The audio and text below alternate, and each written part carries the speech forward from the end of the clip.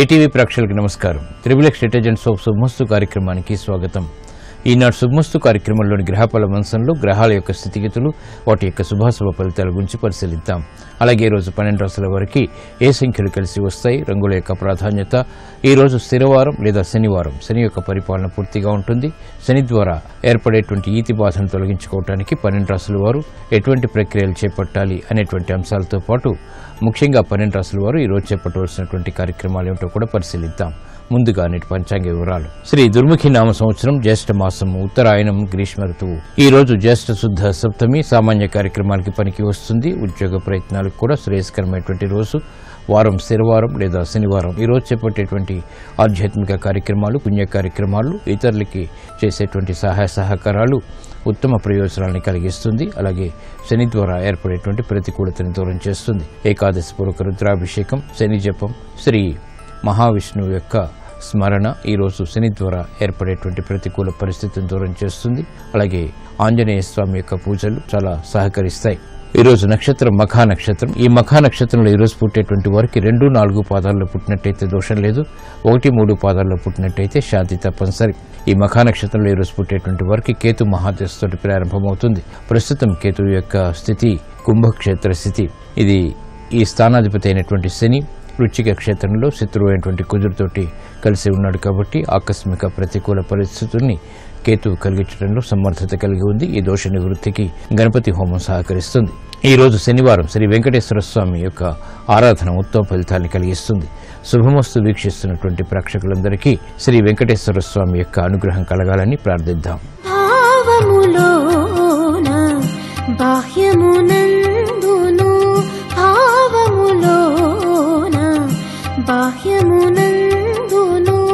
గోవింద గోవింద యని కొలువావో మనసా భావములోన. బాహ్యమునందును గోవింద గోవింద యని కొలువావో మనసా భావములోన. బాహ్యమునందును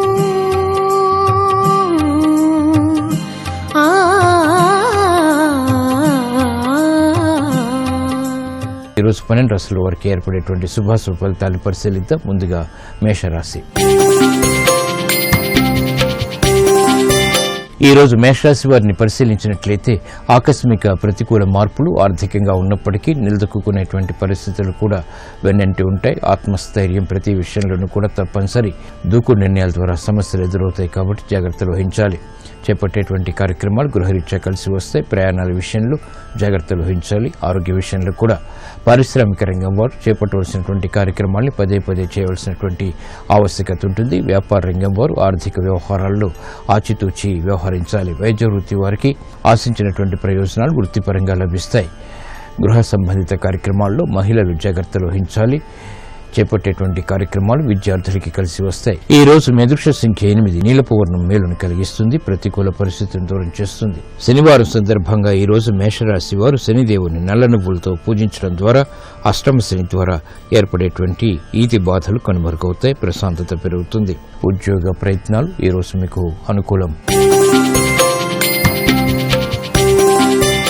ఈ రోజు వృషభ రాశి వారిని పరిశీలించినట్లయితే మానసిక వైషమ్యాలు తగ్గుతాయి. చేపట్టేటువంటి కార్యక్రమాలపై శ్రద్ధ పెరుగుతుంది. సంబంధ బాంధవ్యాల విషయంలో జాగ్రత్తలు వహించాలి. స్థిరాస్తి విషయాల్లో ఏర్పడినటువంటి అభిప్రాయ భేదాలు ప్రబలమవుతాయి. ఆర్థిక సంబంధిత లావాదేవీల విషయంలో మొదట ప్రతికూలత, తర్వాత అనుకూలత కొనసాగుతాయి. చేపట్టేటువంటి కార్యక్రమాలు పారిశ్రామిక రంగం వారికి కలిసి వస్తాయి. ఆర్థిక సంబంధిత లావాదేవీలు న్యాయవాద వృత్తి వారికి కలిసి వస్తాయి. కోర్టు సంబంధిత వ్యవహారాల్లో ఏర్పడినటువంటి ప్రతిష్టంభన తొలగుతుంది. వ్యవహారాల్లో ఏర్పడినటువంటి ప్రతికూలత మహిళలు ఎదుర్కోగలుగుతారు. విద్యార్థులు సులభ రీతిలో ఆశించినటువంటి విజయాలు సాధించగలుగుతారు. కార్యక్రమ నిర్వహణలో నైపుణ్యం వైద్య వృత్తి వారికి కొనసాగుతుంది. ఈ రోజు మేధృక్ష సంఖ్య 6 తెలుపు వర్ణం ప్రశాంతతను పెంచుతుంది. శనివారం సందర్భంగా వృషభ రాశి వారు ఈ రోజు శనిదేవుణ్ణి నీలిరంగు పుష్పాలతో పూజించడం ద్వారా సంబంధ బాంధవ్యాలు మెరుగవుతాయి. ప్రశాంతత పెరుగుతుంది. వ్యాపార ఒప్పందాలు ఈ రోజు మీకు అనుకూలం. ఈ రోజు మిథున రాశి వారిని పరిశీలించినట్లయితే కార్యక్రమాలను చకచకా పూర్తి చేయగలుగుతారు. అవమానకర సంఘటనని దూరం చేసుకోగలుగుతారు. వ్యక్తిగత విషయాల్లో ఏర్పడినటువంటి పొరపాట్లు సవరించుకునేటువంటి అవకాశాలు దగ్గరవుతాయి. కార్యక్రమ నిర్వహణలో ఏకాగ్రతను పెంపొందింపచేసుకోవాల్సినటువంటి ఆవశ్యకత ఉంటుంది. ఆరోగ్య విషయంలో జాగ్రత్తలు వహించాలి. పారిశ్రామిక రంగం వారికి నూతన ఒప్పందాలు కలిసి వస్తాయి. వ్యాపార సంబంధిత లావాదేవీల విషయంలో వ్యాపారస్తులకి చేపట్టేటువంటి కార్యక్రమాలు కలిసి వస్తాయి. నూతన ఉద్యోగ ప్రయత్నాలు ఉద్యోగస్తులకి ఆనందాన్ని కలిగిస్తాయి. మహిళలు శుభవార్తలు వింటారు. చేపట్టేటువంటి కార్యక్రమాల్లో ప్రోత్సాహం విద్యార్థులకి లభిస్తుంది. ఆశించినటువంటి కార్యక్రమాలని న్యాయవాద వృత్తి వారు చేపట్టగలుగుతారు. ఈ రోజు మీ అదృష్ట సంఖ్య 3. పసుపు వర్ణం త్వరితగతిని శుభాన్ని కలిగిస్తుంది. శనివారం సందర్భంగా మిథున రాశి వారు ఈ రోజు శనిదేవుణ్ణి ఆముదంతో అభిషేకం చేయడం ద్వారా క్లిష్ట సమస్యలకు పరిష్కారాలు పొందగలుగుతారు. విద్యా ప్రయత్నాలు ఈ రోజు మీకు అనుకూలం. ఈ రోజు కర్కాటక రాశి వారిని పరిశీలించినట్లయితే ఆర్థిక సంబంధిత లావాదేవీల విషయంలో చిరు జాగ్రత్తలు తప్పనిసరి. పిల్లల విషయంలో శ్రద్ధ తప్పనిసరి. ఆలోచన దోషాలు ప్రబలమవుతాయి కాబట్టి చేపట్టేటువంటి కార్యక్రమాల్లో ఏకాగ్రత తప్పనిసరి. నూతన ఒప్పందాలు వ్యాపారీత్యా కలిసి వస్తాయి. ఆశించినటువంటి ప్రయోజనాలు పారిశ్రామిక రంగం వారికి ఆలస్యంగా దక్కుతాయి. వ్యాపారస్తులు త్వరితగతిని కార్యక్రమాలను పూర్తి చేయలేకపోతారు. అభివృద్ధి కార్యక్రమాలు విద్యార్థులకి కలిసి వస్తాయి. గృహ సంబంధిత కార్యక్రమాల్లో మహిళలు శుభవార్తలు వింటారు. నూతన వస్తు కొనుగోళ్లు వంటివి కూడా ఆనందాన్ని కలిగిస్తాయి. న్యాయవాద వృత్తి వారికి అభివృద్ధి గోచరిస్తుంది. కోర్టు సంబంధిత వ్యవహారాల్లో మెరుగైనటువంటి మార్పులు అనుకూలిస్తాయి. చేపట్టేటువంటి కార్యక్రమాలు స్థిరాస్తి రంగం వారికి కూడా కలిసి వస్తాయి. ఈ రోజు మీ అదృష్ట సంఖ్య 2. తెలుపు వర్ణం ప్రశాంతతను పెంచుతుంది. శనివారం సందర్భంగా కర్కాటక రాశి వారు ఈ రోజు శనిదేవుణ్ణి మినుములతో పూజించడం ద్వారా ఉత్తమ ప్రయోజనాలు సాధించగలుగుతారు. స్థిరాస్తి నిర్ణయాలు ఈ రోజు మీకు అనుకూలం. ఈ రోజు సింహరాశి వారిని పరిశీలించినట్లయితే కార్యక్రమాలను చకచకా పూర్తి చేయగలుగుతారు. ముందు నొయ్యి వెనుక గొయ్యి వంటి పరిస్థితులను కూడా అధిగమించగలుగుతారు. యుక్తితో కూడినటువంటి కార్యక్రమాలు వ్యాపారపరంగా కలిసి వస్తాయి. గృహ సంబంధిత కార్యక్రమాల్లో ఏర్పడినటువంటి ప్రతికూలత తగ్గుతుంది. సంబంధ బాంధవ్యాలు మెరుగవుతాయి. నూతన స్నేహాల ద్వారా లబ్ధి చేకూరుతుంది. కార్యక్రమాలని వ్యాపార రంగం వారు ప్రారంభించగలుగుతారు. పారిశ్రామిక రంగం వారికి ఆర్థిక అభివృద్ధికి చేపట్టేటువంటి కార్యక్రమాల్లో ఆశాజనకమైనటువంటి వాతావరణం ఉంటుంది. స్థిరాస్తి విషయాల్లో స్థిరాస్తి రంగం వారు జాగ్రత్తలు వహించాలి. వాహన విషయాల్లో ఏర్పడినటువంటి ప్రతికూలత ప్రబలమవుతుంది. నూతన కార్యక్రమాలు వైద్య వృత్తి వారు చేపట్టగలుగుతారు. మహిళలు శుభవార్తలు వింటారు. ఈ రోజు మీ అదృష్ట సంఖ్య 4. నలుపు వర్ణం ప్రశాంతతను పెంచుతుంది. శనివారం సందర్భంగా సింహరాశి వారు ఈ రోజు శనిదేవుణ్ణి నువ్వుల నూనెతో అభిషేకించడం ద్వారా ఆగిపోయినటువంటి పనులు తిరిగి ఊపందుకుంటాయి. ఆర్థిక వ్యవహారాల్లో కూడా మెరుగైనటువంటి మార్పులు చోటు చేసుకుంటాయి. వాహన నిర్ణయాలు ఈ రోజు మీకు అనుకూలం. ఈ రోజు కన్యారాశి వారిని పరిశీలించినట్లయితే మానసిక వైషమ్యాలు తొలగిపోతాయి. మానసిక ధైర్యం పెరుగుతుంది. సాహసోపేతమైనటువంటి నిర్ణయాలకు ఉపక్రమించగలుగుతారు. విదేశీ సంబంధిత లావాదేవీలు కలిసి వస్తాయి. యుక్తితో కూడినటువంటి కార్యక్రమాన్ని సక్రమంగా నిర్వహించగలుగుతారు. బాధ్యతలు పెరిగినప్పటికీ సక్రమ నిర్వహణ కొనసాగించగలుగుతారు. పారిశ్రామిక రంగం వారికి ప్రోత్సాహం పెరుగుతుంది. వ్యాపార రంగం వారికి ఆర్థిక వ్యవహారాల్లో మెరుగైనటువంటి మార్పులు చోటు చేసుకుంటాయి. నూతన ఒప్పందాలు స్థిరాస్తి రంగం వారికి కలిసి వస్తాయి. వ్యవహారాల్లో ఏర్పడినటువంటి ప్రతికూల పరిస్థితుల్ని న్యాయవాద వృత్తి వారు ఎదుర్కోగలుగుతారు. ఈ రోజు మీ అదృష్ట సంఖ్య 5. ఆకుపచ్చ వర్ణం రక్షణకి దోహదపడుతుంది. శనివారం సందర్భంగా కన్యారాశి వారు ఈ రోజు శనిదేవుణ్ణి నల్ల వస్త్రంతో అలంకరించడం ద్వారా శుభవార్తలు వింటారు. సాహస నిర్ణయాలు ఈ రోజు మీకు అనుకూలం. ఈ రోజు తులారాశి వారిని పరిశీలించినట్లయితే ఆర్థిక వ్యవహారాల్లో జాగ్రత్తలు వహించాలి. సంభాషణల విషయంలో కూడా విదేశీ సంబంధిత ప్రయాణాలు వంటివి కలిసి వస్తాయి. ఆ కార్యక్రమాన్ని చకచకా పూర్తి చేసినప్పటికీ అసంతృప్తి సంఘటనలు కూడా వెనంటి ఉంటాయి. శారీరక శ్రమ అధికమవుతుంది. పారిశ్రామిక రంగం వారు ఆచితూచి నిర్ణయాలు తీసుకోవాలి. వ్యాపార రంగం వారికి నష్టాల్ని భర్తీ చేసుకునేటువంటి కార్యక్రమ నిర్వహణలో ఊరట లభిస్తుంది. గృహ సంబంధిత కార్యక్రమాలు మహిళలకు సంతృప్తిని కలిగిస్తాయి. విద్యా సంబంధిత వ్యవహారాల్లో ప్రోత్సాహం విద్యార్థులకి లభిస్తుంది. నూతన కార్యక్రమాల్ని న్యాయవాద వృత్తి వారు చేపట్టగలుగుతారు. అభివృద్ధి కార్యక్రమాలు స్థిరాస్తి రంగం వారికి కలిసి వస్తాయి. ఈ రోజు మీ అదృష్ట సంఖ్య 8. నలుపు వర్ణం ప్రశాంతతను పెంచుతుంది. ప్రతికూల పరిస్థితులను దూరం చేస్తుంది. శనివారం సందర్భంగా తులారాశి వారు ఈ రోజు శనిదేవుణ్ణి జిల్లేడు పువ్వులతో పూజించడం ద్వారా ఆర్థిక సంబంధిత లావాదేవీల్లో అభివృద్ధి గోచరిస్తుంది. ప్రశాంత పరిస్థితులు ఏర్పడతాయి. ఉద్యోగ ప్రయత్నాలు ఈరోజు మీకు అనుకూలం. ఈ రోజు వృశ్చిక రాశి వారిని పరిశీలించినట్లయితే ఆరోగ్య విషయంలో జాగ్రత్తలు వహించాలి. స్థిరాస్తి విషయాల్లో మెరుగైనటువంటి మార్పులు చోటు చేసుకుంటాయి. సంబంధ బాంధవ్యాలు మెరుగవుతాయి. చేపట్టేటువంటి కార్యక్రమాలపై శ్రద్ధ తప్పనిసరి. ఆరోగ్య విషయంలో ఖర్చులు పెరుగుతాయి. వైద్య వృత్తి వారికి అనుకూల పరిస్థితులు వృత్తిపరంగా చేకూరుతాయి. కార్యక్రమ నిర్వహణలో పారిశ్రామిక రంగం వారు ఆచితూచి వ్యవహరించాలి.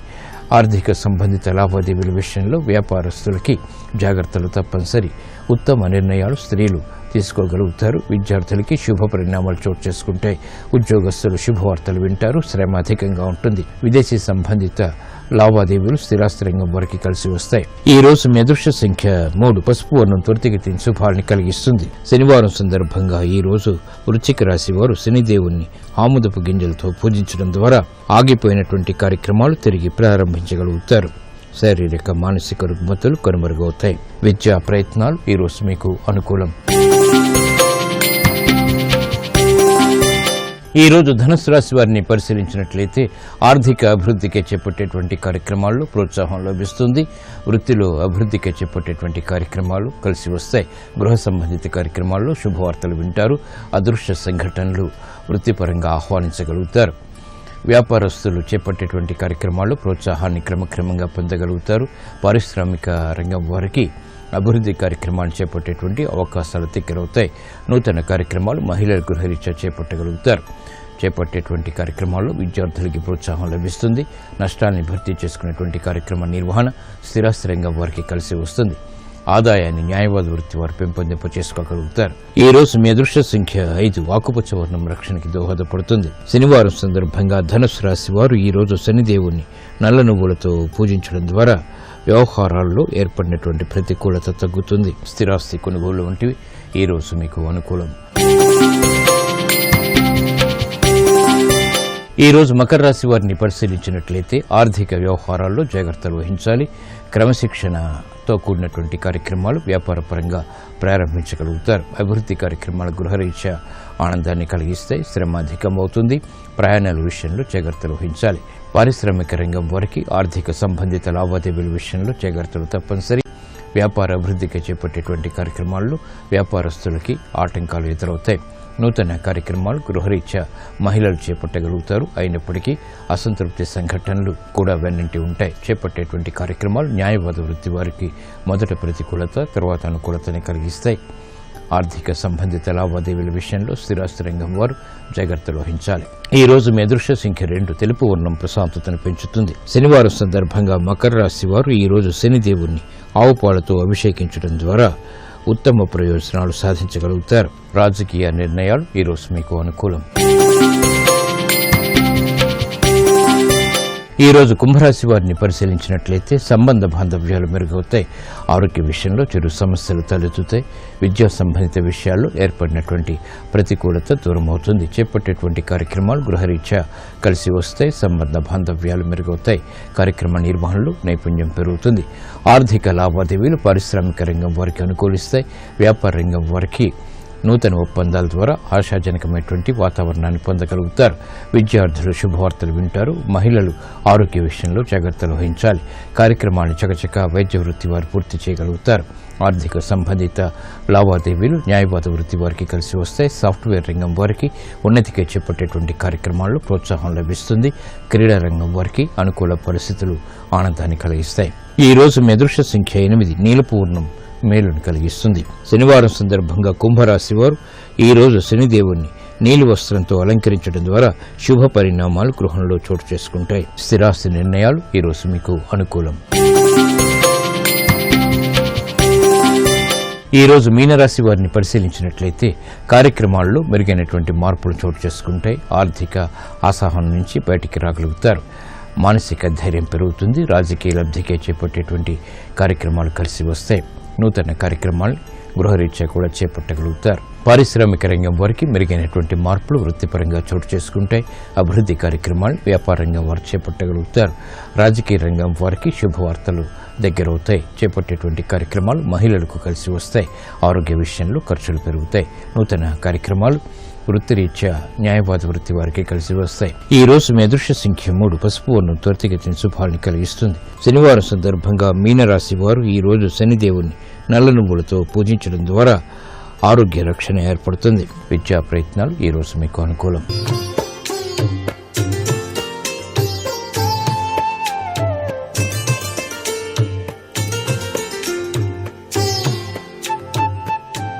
XXX డిటర్జెంట్ సోప్ శుభమస్తు కార్యక్రమంలో గృహబలం అంశానికి స్వాగతం.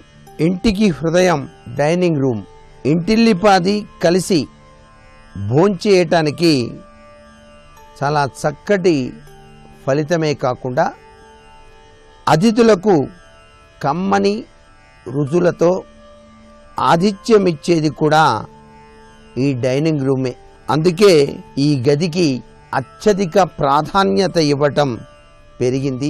ఇంతటి కీలకమైనటువంటి డైనింగ్ రూమ్ విషయంలో ఫెంగ్ షూయి పద్ధతి ప్రకారంగా కూడా చాలా చక్కటి వాస్తు నియమాలు చెప్పడం జరిగింది. గది డిజైన్తో, ఫర్నిచర్ ఎంపికతో అమెరికాలో మనం ఏ విధమైనటువంటి వాస్తు నియమాలు పాటించాలో తెలుసుకోవటం మంచిది. ఈ డైనింగ్ రూమ్లో మీరు అమర్చేటువంటి ఆ యొక్క బల్ల కోణ వికిరణంగా ఉండకూడదు. పూర్తిగా గుండ్రంగా కనుక మీ డైనింగ్ టేబుల్ కనుక ఉన్నట్లయితే అతిథులకు ఆహ్వానించి భోజనం పెట్టేటప్పుడు వారి ఆసక్తిని కనబరచడమే సరిపోతుంది తప్ప మీ యొక్క ప్రభావం గురించి మీరు ఆలోచించడం మానేస్తారు. అంతేకాకుండా అతిథులను ఆహ్వానించినప్పుడు మీరు కూర్చునేటువంటి విధి విధానంలో కూడాను అతిథిని పడమర వైపుగా కూర్చునేటువంటి తీరుతెన్నులు చక్కటి యోగవంతమైన ప్రభావాన్ని ఇస్తాయి. మీరు మాత్రం తూర్పు వైపు తిరిగే కూర్చోవాలి ఆ డైనింగ్ టేబుల్ వద్ద. అలా కూర్చొని భోజనం చేసినట్లయితే సర్వే సర్వత్రా చక్కటి అవగాహనాతత్వంతో కూడినటువంటి విశేషాంశాలతో కడుపు నిండా కూడాను భోజనం చేయటానికి ఆస్కారం ఉంటుంది. అదృష్టకరమైనటువంటి ప్రభావాలు ఏర్పడతాయి. భోజనాల గదిలో ప్రతికూలవంతమైనటువంటి శక్తిని అడ్డుకొని సానుకూలవంతమైనటువంటి శక్తిని నిరాటంకంగా ఆహ్వానించడానికి కొన్ని సూత్ర ప్రాతిపదికలు కూడా ఇవ్వడం జరిగింది. మీరుండేది బహుళ అంతస్తుల యొక్క భవనమైనప్పుడు డైనింగ్ టేబుల్, డైనింగ్ రూమ్ పై అంతస్తులోని ఆ యొక్క టాయిలెట్స్కు కింద రాకుండా చూసుకోవాలి. డైనింగ్ రూమ్కి టాయిలెట్స్కి చాలా దూరం ఉండాలి. ఒకే రూమ్లో అమర్చినటువంటి తిరుతెన్నుల్లో కూడాను డైనింగ్ రూము ప్రత్యేకంగా ఉండాలి. వంటగదిని ఆనుకొని ఉండాలి ఎప్పుడు డైనింగ్ రూమ్. అలా ఉంటేనే మంచిది. భోజనాల గదికి టాయిలెట్ గదికి ఒకే ఉమ్మడి గోడ మాత్రం ఉండకూడదు. అలా గనక ఉన్నట్లయితే వాస్తుశాస్త్రరీత్యా అనర్థదాయకమైన ప్రభావాన్ని ఇస్తుంది. కనీసం మీరు గృహంలో భోజనం చేసేటప్పుడు ఏ ప్లేట్లో భోజనం చేసినప్పటికీ అరటి ఆకు వాడేటువంటి విధానం చాలా మంచిది. వెండి కంచాలు, దాని మీద బంగారపు తాపడం చేసినట్టు చిన్న పువ్వు ఉంచి భోజనం చేయటం మరొక పద్ధతి. మోదుగ ఆకు విస్తరి అద్భుతవంతమైన ప్రభావాన్ని ఇస్తుంది భోజనం చేయటానికి. పూర్వకాలంలో సాంప్రదాయబద్ధమైనటువంటి విధి విధానాలు చాలా చక్కగా మనకు మహర్షులు తెలియజేశారు. భోజన సమయంలో పాటించవలసిన నియమాల్ని కూడాను. మీ యొక్క డైనింగ్ టేబుల్ యొక్క ఆకృతి, ఆకారం ఈ విషయంలో కూడా చాలా శ్రద్ధ వహించాలి. ఆ ఆకృతి విషయంలో మీ యొక్క డైనింగ్ టేబుల్ కనుక గుండ్రంగా కనుక ఉన్నట్లయితే భోజనం ఎంత రుచిగా ఉన్నప్పటికీ కూడా అది కించిత్తు రుచిలో తక్కువగా ఉన్నట్లుగానే మీరు భావిస్తారు. అందుకనే ఎప్పుడూ కూడా గుండ్రంగా ఉండేటువంటి డైనింగ్ టేబుల్ వద్ద భోజనాలు చేయటం సరైన పద్ధతి కాదు అని చెప్పేసి మనకు వాస్తుశాస్త్రం తెలియజేస్తోంది. 4 వైపులా కూడాను చక్కగా దీర్ఘచతురాకారంగా ఉండి చివర్ల కొద్దిగా కొనల వద్ద గుచ్చుకోకుండా ఉండటానికి వంపు తిప్పి ఉండవచ్చు. దానివల్ల ఎటువంటి ఇబ్బందులు కూడా కలగవు. తినేటప్పుడు తప్పనిసరిగా ఆ యొక్క పదార్థాలని వినియోగించేటువంటి తీరుతెన్నుల్లో కూడాను చక్కటి అవగాహన తత్వం కలిగి ఉండాలి. బలవర్ధకరమైనటువంటి ఆహార పదార్థాలు ఎక్కువ శాతం తీసుకుంటూ తక్కువ శాతం పిండి పదార్థాలు కలిగినటువంటివి నిత్యం కూడా భోజనంలో వాడటం సర్వే సర్వత్రా శుభదాయకవంతమైన ప్రభావాన్ని కూడా కలిగిస్తాయి. అలాగే భోజనం చేసేటప్పుడు చాలామంది దైవతత్వంతో ఒక ముద్దను తీసి పక్కన పెడతారు. అలా ఒక ముద్దను తీసి పక్కన పెట్టి ఆహారం స్వీకరించిన పిదప ఆ ముద్దను తీసుకువెళ్ళి కాకికో లేక బయట జీవులకు అనేటువంటి ఉద్దేశంతో పెట్టేటువంటి సాంప్రదాయం కూడా ఉంది. ఇది కూడా అన్నదాత సుఖీభవ అనేటువంటి సూత్ర ప్రాతిపదికకు చక్కటి ఆచరణ యోగ్యమైనటువంటి ప్రభావం. పితృదేవతల యొక్క ఆశీస్సులు పొందడానికి కూడాను ఇది సహకరిస్తుంది అనేటువంటి విశేషాంశం. డైనింగ్ టేబుల్కు ఎదురుగా ఉండేటువంటి గోడకు పెద్ద అద్దం ఏర్పాటు చేయటం చాలా మంచిది. వడ్డించే ఆహారం చాలా చక్కగా రెట్టింపుగా మనకు కనిపిస్తుంది. డైనింగ్ టేబుల్కి ఎదురుగా గోడకి అద్దం గనక ఉన్నట్లయితే ఆ అద్దం యొక్క ప్రభావం మీకు మానసికంగా చాలా ఉల్లాసాన్ని కూడా కలిగింపచేస్తుంది. చక్కటి ఆరోగ్యప్రదమైనటువంటి విధి విధానాన్ని ఏర్పరుస్తుంది అని చెప్పేసి కూడా మనకు వాస్తుశాస్త్రం తెలియజేస్తోంది. మీ ఇంట్లో డైనింగ్ రూమ్ ప్రత్యేకంగా ఉండాలి అని చెప్పేసి భావన చేసినప్పుడు గది తలుపులు తెరచి ఉంచాలి, అంతేగాని క్లోజ్ చేసి భోజనాలు చేయకూడదు. డైనింగ్ టేబుల్ రూమ్ ప్రత్యేకంగా ఉన్నప్పుడు అది చాలా చక్కటి ప్రభావాన్ని ఇస్తుంది. మరికొన్ని ముఖ్య విషయాలు రేపటి శుభమస్తు కార్యక్రమంలో తెలుసుకుందామా? మరి సర్వే జనా సుఖినో భవంతు.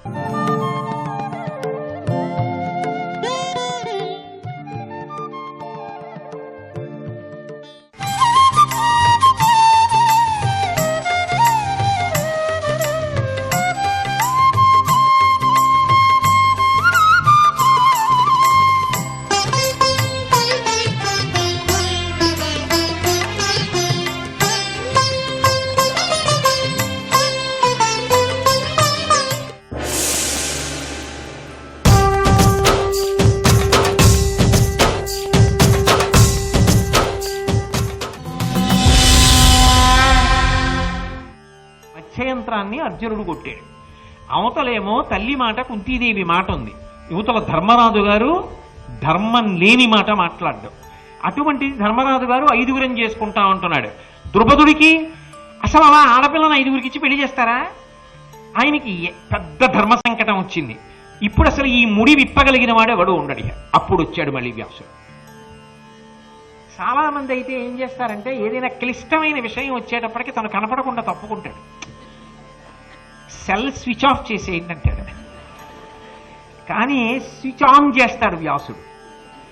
ఈ షోల్డరింగ్ రెస్పాన్సిబిలిటీ అంటారే, పెద్దలకున్న లక్షణం ఏమిటంటే ఎప్పుడైనా ఒక సమస్య ఉత్పన్నం అవుతోందంటే అది అంటుకునే వరకు చూడరు. గుర్తింపు కావాలనుకునేవాడు ఏం చేస్తాడంటే అది అంటుకున్నాక ఆర్పుతాడు. గుర్తింపు కాదు, పెద్దరికం కావాలనుకున్నవాడు అది మంట కాకుండానే ముందు వెళ్ళి ఆర్పడానికి ప్రయత్నిస్తాడు. అది పెద్దరికం. ఇది వ్యాసుడి పెద్దరికం. అందుకని ఎవరు చెప్తారని అడిగే వరకు తాను ఆగడు, తానే వస్తాడు.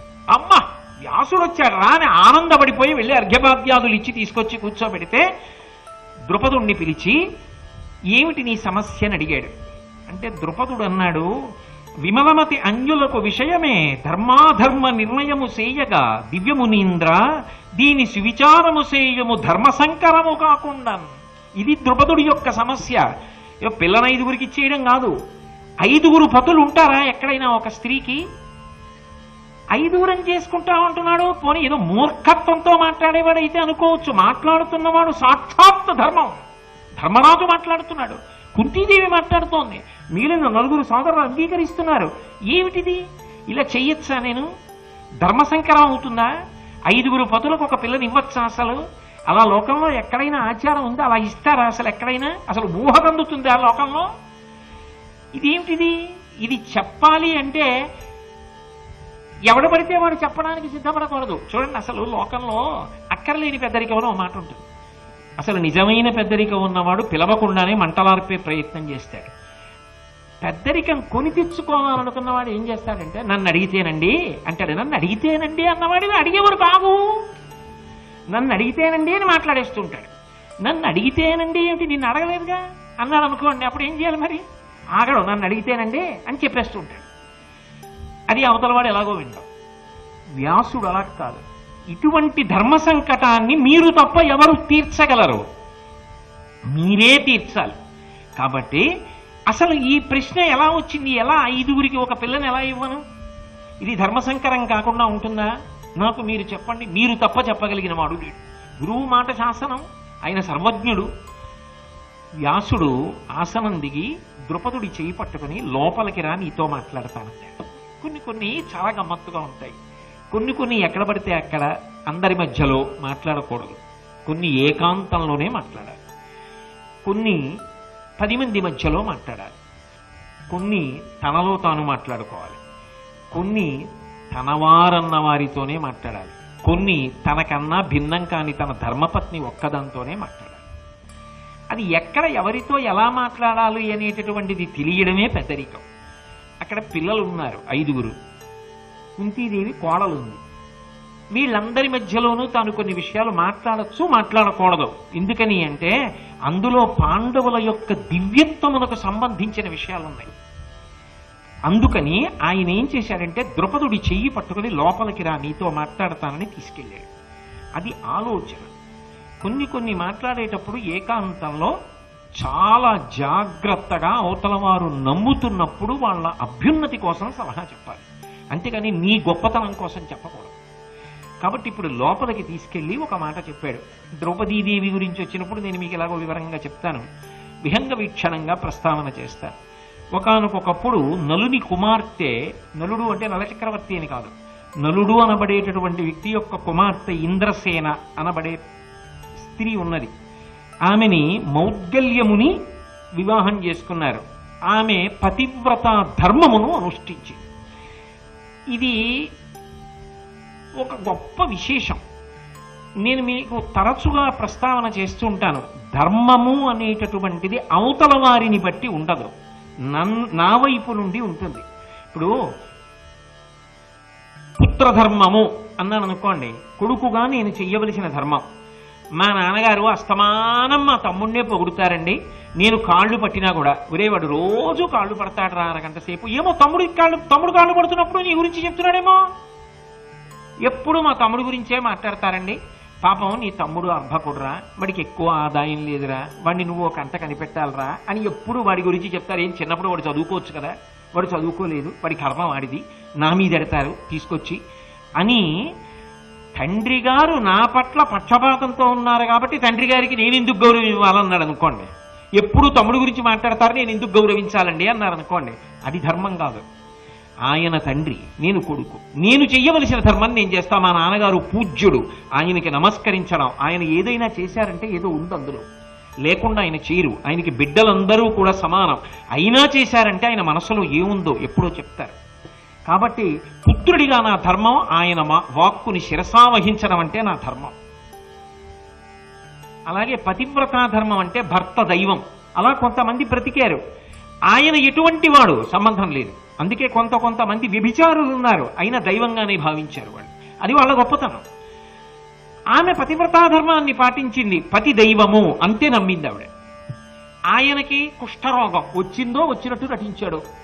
భార్య కీర్తిని లోకానికి ప్రకాశింపజేయాలనుకున్నాడేమో. కుష్ఠరోగం, ఒళ్ళంతా ముడతల పడిపోయింది, చీము కారుతూ ఉంటుంది, శరీరంలోంచి గోళ్ళు మొదలైనవి ఊడి పడిపోతున్నాయి. కోపిష్టి, అస్తమానం పిలిచి దెబ్బలాడుతూ ఉంటాడు. ఈగలు ముసురుతూ ఉంటాయి శరీరం మీద. ఆమె చిరునవ్వు చెదరకుండా భర్తని సేవిస్తూ ఉంటుంది.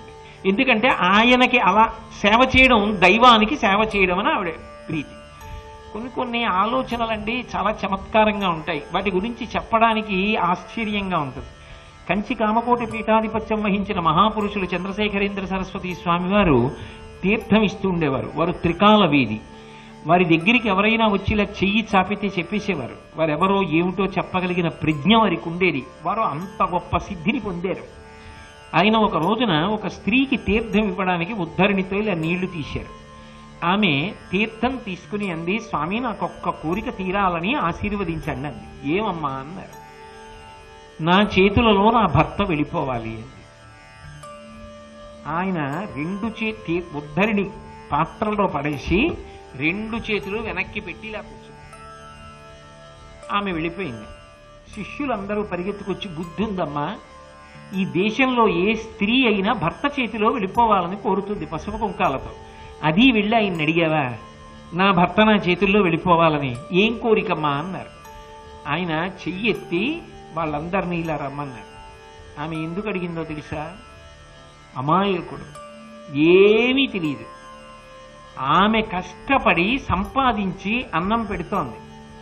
అనారోగ్యవంతుడు, మందులు తెచ్చి వేస్తోంది. ఆమె కాని వెళ్ళిపోయిందా, అతని జీవితం కుక్కలు చింపిన విస్తరి, చూసేవాడు ఉండడు. అందుకే తను వెళ్ళిపోతే ఆయన ఏ బాధలు పడిపోతాడో, తన చేతుల మీద ఆయన వెళ్ళిపోయాక తాను వెళ్ళిపోవాలనుకుంటాడు. ఆమె ప్రేమకు పరాకాష్ఠ. ఇటువంటి స్త్రీని చూసి నేను తెల్లబోయానయ్యా అని ఉద్ధరిని పక్కన పడేసి ఆయన వెనక్కి చేతులు పెట్టి కూర్చున్నాడు. తప్పు పట్టలేదు. ఒక్కొక్కరి ఆలోచన ఆశ్చర్యకరంగా ఉంటుంది, ఉదాత్తంగా ఉంటుంది. అది మనం చెప్పలేము. ఆమె ఇంత దైన్యంలో నా భర్త ఉన్నాడు, అన్ని విధాలా బాగున్నవాడిని సేవించడం పెద్ద గొప్పే ఉంది, ఇటువంటి భర్తని సేవించడం నా జీవితంలో అదృష్టం అని ఆవిడ అనుకుంది. అలా అనుకున్న తల్లికి నమస్కారం చేసి విడిచిపెట్టేస్తే సంస్కారం, దాని మీద చేర్చక్కర్లేదు. కాబట్టి ఆమె తన భర్త అన్నం తిన్న తరువాత మిగిలిపోయినటువంటి అన్నాన్ని తినడం అలవాటు చేసుకుంది. ఒకరోజు ఆమె ఆ మిగిలిన అన్నాన్ని తింటోంది. తింటూ ఉంటే కుష్ఠరోగంతో ఉన్నాడు కాబట్టి ఆయన అన్నం తింటున్నప్పుడు ఒక వేలు ఊడి అందులో పడిపోయింది. వేలు ముక్క, అది ఆ వేలు ముక్క వచ్చింది. ఆమె అసహ్యించుకోకుండా చీము నెత్తురుతో ఉన్న వేలు తీసి పక్కన పెట్టి అన్నం తింది. ఆయన చూశాడు. ఆయన గొప్ప తపశ్చక్రవర్తి, ఎంతటి మహాపతివ్రతవు, అసహ్యించుకుంటావేమోనని చూశారు. పిల్లాడి మీద ప్రేమతో పిల్లవాడు చేసినటువంటి చేష్టితమును భరించినటువంటి తల్లిలో భర్తని భరించింది ఆవిడ. దీనికి తెల్లబోయాడు ఆయన. బా, ఏమి ఔదార్యం నీది, ఏం కావాలని అడిగాడు. ఆమె అంది, మీరు మహాతపశ్చక్రవర్తులు, మీ శరీరం గురించి మీరు పట్టించుకోలే, నాకు కోరికుంది. ఇది మీరు తప్పుగా ఆలోచన చేయకండి. ఆమె కూడా ఒక స్త్రీ, ఆయన భార్య. మీరు సురూపాన్ని పొంది, మంచి రూపాన్ని పొంది 5 రూపాలతో నాతో క్రీడించాలని నాకు కోరికుంది అని. అదెంత పని? తాను మళ్ళీ మంచి రూపాన్ని పొంది తాను 5గా మారి దివ్యమైన విమానంలో ఉద్యానవనాలు చూపిస్తూ ప్రకృతిని పరిశీలనం చేస్తూ సంతోషిస్తూ ఆయన క్రీడించాడు. తరువాత కొంతకాలానికి ఆమె శరీరం వదిలిపెట్టేసింది. కానీ ఈ కోరిక పూర్తిగా తీరకుండా వదిలిపెట్టింది. వాసనాబలం కాశీరాజుకి కుమార్తెగా పుట్టి ఆ కాశీరాజుకి కుమార్తెగా పుట్టినప్పుడు ఆమెకి కొంతకాలం వివాహం కాలేదు. వివాహం కాకపోతే మళ్ళీ భర్త కోసం పరితాపాన్ని పొంది పరమశివుడి కోసం తపస్సు చేస్తూ ఉండగా ఆమె పక్క నుంచి ఒక రోజున ఇంద్రుడు, అలాగే వాయుదేవుడు, అశ్విని దేవతలు, యమధర్మరాజు గారు వెళ్ళిపోతున్నారు. వెళ్ళిపోతూ ఆమె వంక చూశారు. వారికి ఎందుకో ప్రీతి కలిగింది. అయ్యో పాపం, భర్త కోసం ఇంత తపస్సు చేస్తోందే అని, నీవు మా 5 అంశాలతో వచ్చినటువంటి 5 పతులకు భార్య అవుదువుగాక అని వెళ్ళిపోయారు. ఇప్పుడు అది దేవతల వాక్కు. ఆ తర్వాత ఆమె తపస్సుకి శివుడు ప్రత్యక్షం అయ్యాడు. ఏం కావాలన్నాడు. 5 మాటలు ఆమె పతి కావాలి, పతి కావాలి, పతి కావాలంది. 5 మాటలు అడిగావు కాబట్టి 5 పతులకు భార్య అవుతావు అన్నాడు.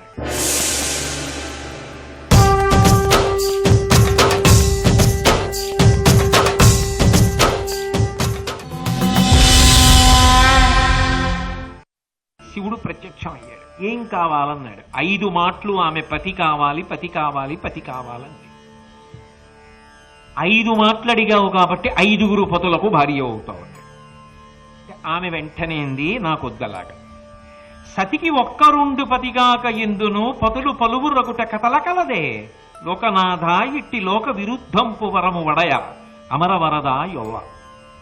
లోకంలో ఎక్కడైనా స్త్రీకి ఒక్క భర్త ఉంటే మర్యాద, అసలు ఇంకొక మాట రానిరాదు. అటువంటిది 5 భర్తలేమిటి, నాకొద్దీ వరం. ఆయన అన్నాడు, కాదు, ఇది ఒక ప్రత్యేకమైన కారణం చేత జరగవలసిన విషయం, నీకు వరం ఇస్తున్నాను. 5 పతులకు నువ్వు ఒక్కతెవు భార్య అయినా నీ ధర్మము తప్పదు, నీ ధర్మం అలాగే ఉంటుంది. అంటే ఆమె అంది, ధర్మమునకు భ్రంశం ఉండదంటున్నావు కాబట్టి నేను కూడా కొన్ని వరాలు అడుగుతాను. నేను పతులతో క్రీడించినప్పుడు నా కన్యాత్వమునకు భంగము రారాదు. అంతకన్నా దాని మీద ప్రసంగం అక్కర్లేదు, మీరు ప్రాజ్ఞులు తెలుసుకుంటారు. 2, నేను ముత్తైదువుగా శరీరాన్ని విడిచిపెట్టాలి. అందరు భర్తల ఎడల కామోపభోగమునందు నాకు సంతోషమై ఉండాలి, అందరి ఎడల సమభావం. ఈ వరములిస్తే నా ధర్మం తప్పకుండా ఉంటుంది కాబట్టి 5 నేను భార్యనవుతాను. మీ మాట నిలబడి, ఎందుకని వెనక దిక్పాలురు 5 తమ అంశాలతో వచ్చిన వాళ్ళకి భార్య కావాలన్నారు. ఆ తరువాత ఒకప్పుడు ఇంద్రుడు శివుణ్ణి ధిక్కరించి నిలబడినప్పుడు శివుడు పర్వతరంధ్రాన్ని బిలాన్ని తీసి చూడమన్నాడు. చూడమన్నప్పుడు లోపల 5 ఇంద్రులు కూర్చుని ఉన్నారు, తనతో కలిపి తానొకడు, ఇంతకు ముందు పదవి నిర్వహించిన 4 ఇంద్రులు ఉన్నారు. అదేమిటి నాబోటిగాళ్ళు ఇంకొక 4 ఉన్నారు అని అడిగాడు శివుణ్ణి. మీ అందరూ ఇంద్ర పదవి చేసిన వాళ్లే, ఇంద్రులు ఉన్నారు. కలెక్టర్ల సమావేశం అన్నాను అనుకోండి, అక్కడ పేర్లు ఏవైనా, రూపులు ఎలా ఉన్నా, రంగులు ఎలా ఉన్నా వాళ్ళందరూ కలెక్టర్లు, అవునా కాదా? అలా వాళ్ళందరూ ఇంద్రులు. 5 ఇంద్రులు. కారణాంతరముల చేత మీ 5 ఇంద్రులకు స్వర్గలక్ష్మియే భార్యగా వస్తుంది. స్వర్గలక్ష్మి వాళ్ళ యొక్క భోగస్థానం కాబట్టి స్వర్గలక్ష్మి మీ 5 భార్యగా వస్తుంది. మీరు యమధర్మరాజు గారు చేయవలసినటువంటి పనిని రాబో కాలంలో భూలోకంలో మీరు నిర్వహిస్తారు. దుర్మార్గులైన వాళ్ళని 1 కోట్ల మందిని పరిమారుస్తారు కురుక్షేత్ర సంగ్రామ భూమి యందు. మీ 5 ఒకతే భార్య అవుతుంది అన్నాడు.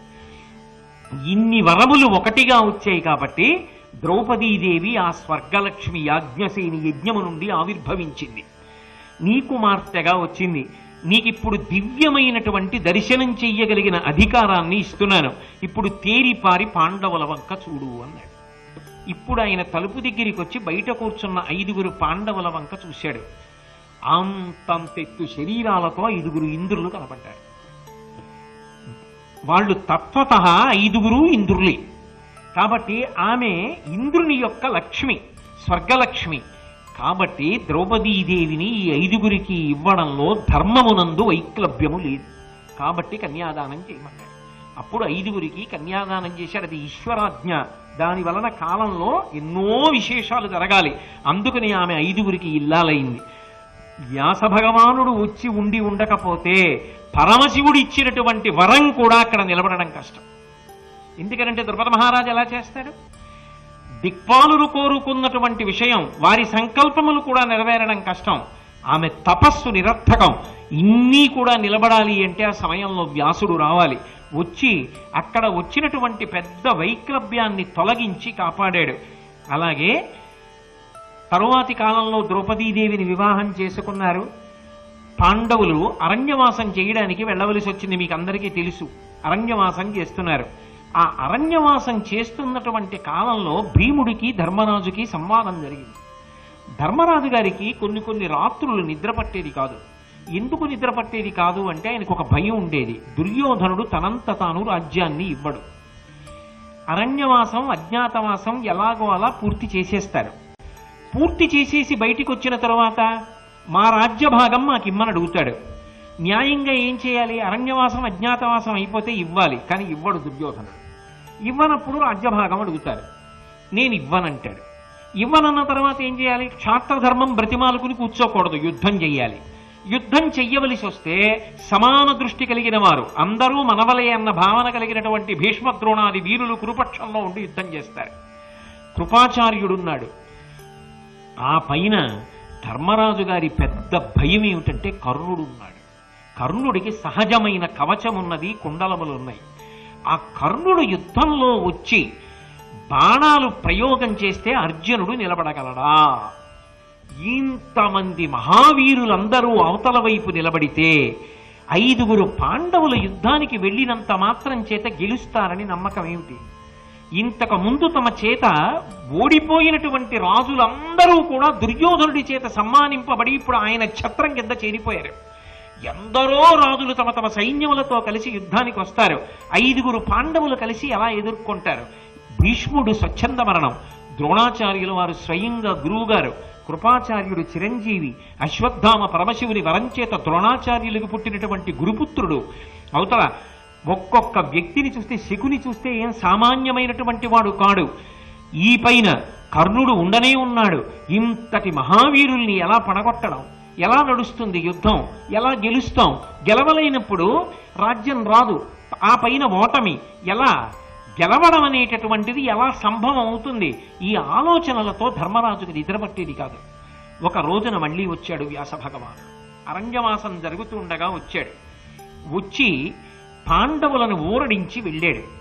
ఈ ఊరడించి వెళ్ళడం ఒకెత్తైతే, ఇదే సమయంలో అక్కడ దుర్యోధనుడు ఒక ప్రణాళిక వేశాడు.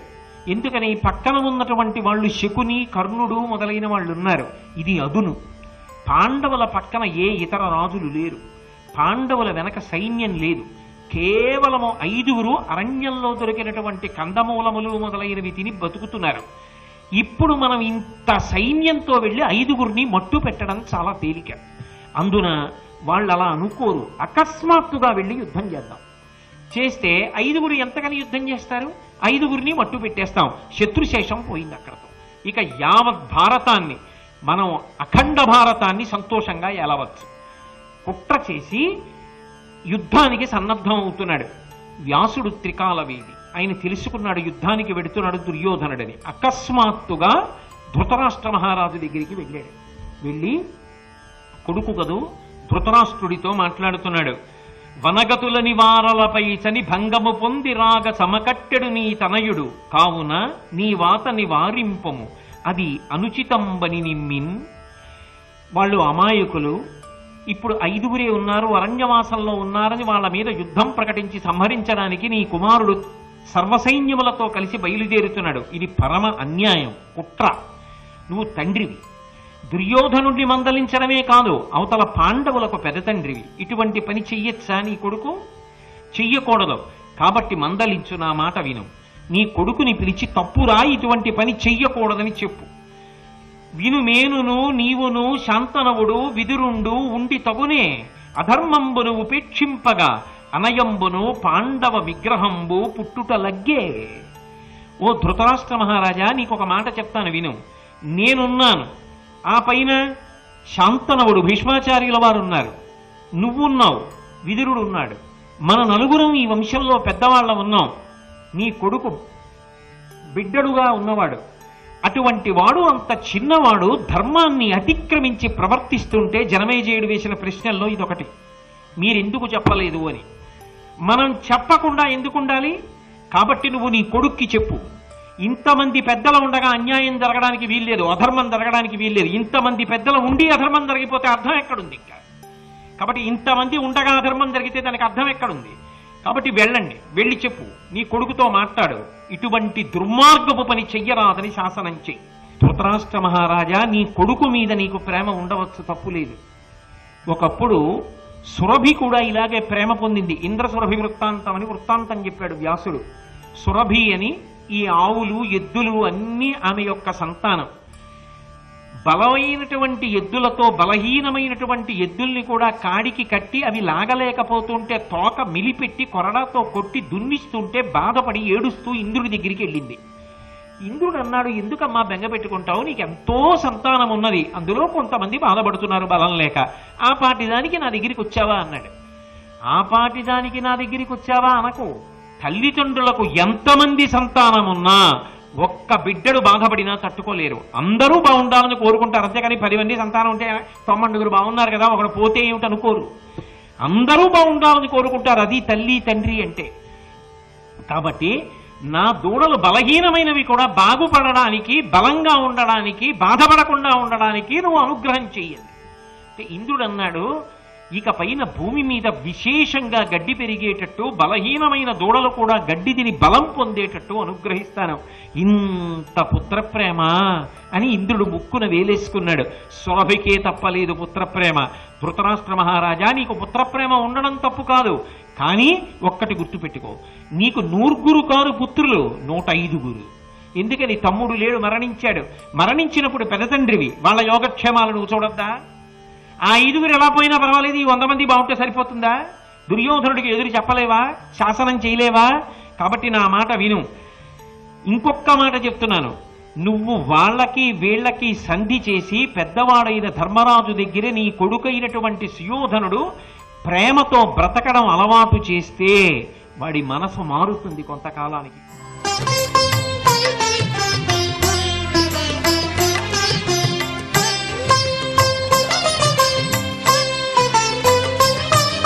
సర్వం శ్రీ ఉమామహేశ్వర పరబ్రహ్మార్పణమస్తు.